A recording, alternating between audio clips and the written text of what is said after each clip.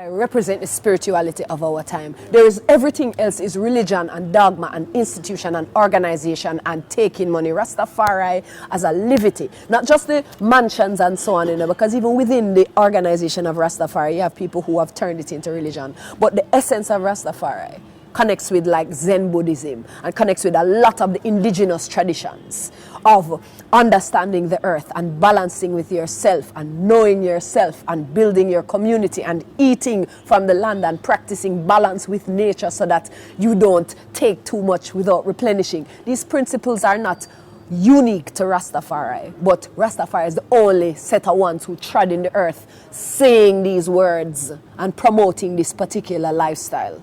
Yes? And so you don't need missionaries like how them guys needed missionaries when they were going in the world, right? It's just the livity that is contagious. And so that is why, as Walter Rodney, I'm so glad you quoted, he's one of my favorite human beings to trod this earth. You see me? I love to see the revolutionary brothers talking about these things unapologetically. And it's really example alone. Your brothers have to see you successful being yourself as an African. You cannot tell them anything. You have to show them. You have to lead them by example.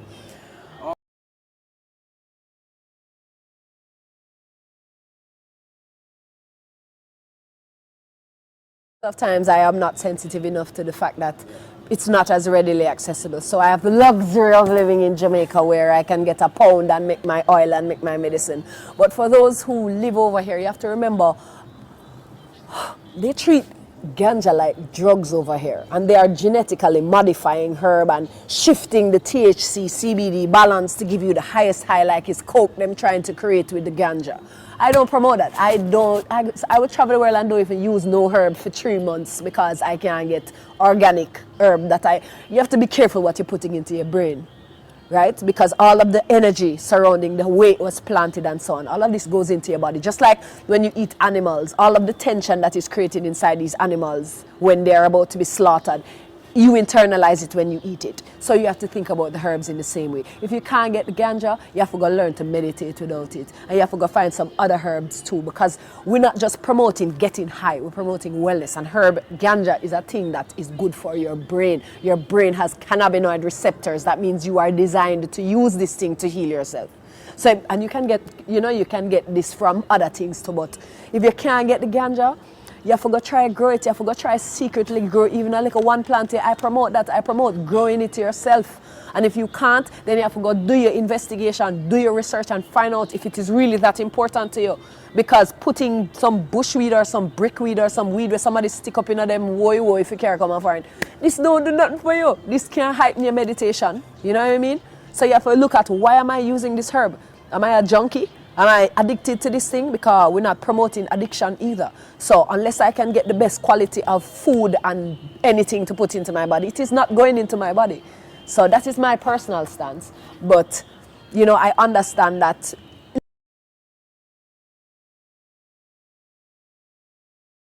Do you have to smoke to be a Rasta? No, man. But in this time, for instance, you're reaching a sense where you're strong enough, can take a little smoke. So when all them car pass, although you live in the city, you don't hear it because you're thinking. Differently if you just live so. Then, the whole world confused you and you're worried and you don't have no time to think. And herb is a thing that give you a little time for yourself so you can live if you use it. The more you accept herbs, the more you accept Rastafari.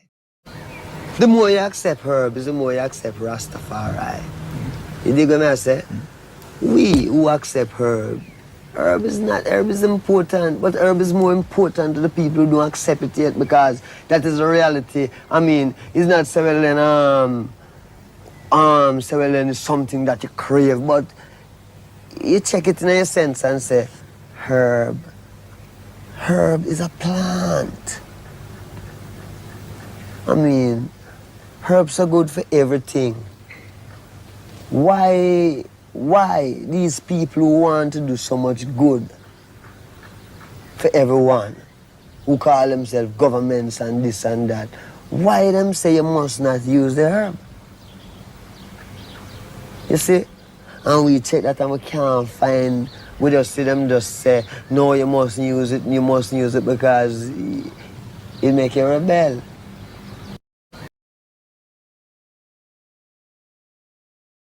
Years of age. So I went from a Christian home into a Rastafarian home. How was that transition? How can I tell you? It was a trip, you know, because that's me being introduced now to religion. From a different point of view from what I'm used to. I'm used to Jesus, I'm used to that, and then I'm going to learn now Rastafari, you know. I want to tell you that I found out that both was actually very similar. It's just a difference in names and maybe lifestyle. And to tell you the truth, Rasta won for me because of the closeness of the concept to earth itself and the defending of the earth and what most of the stuff that the Bible talks about what a real Christian should be. The Rasta man really was leading a lot in that aspect. However, religion is really not the reason why I cited Rastafari, you know.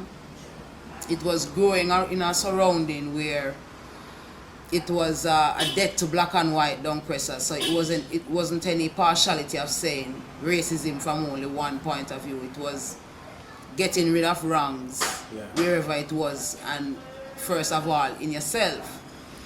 So going up and learning that balance in analyzing problems and how we deal with them, it was very easy to bring it over to music when music became a part of me.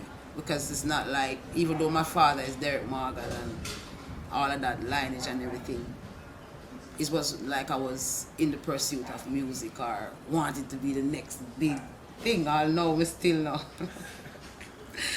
You know, tap into that as yet.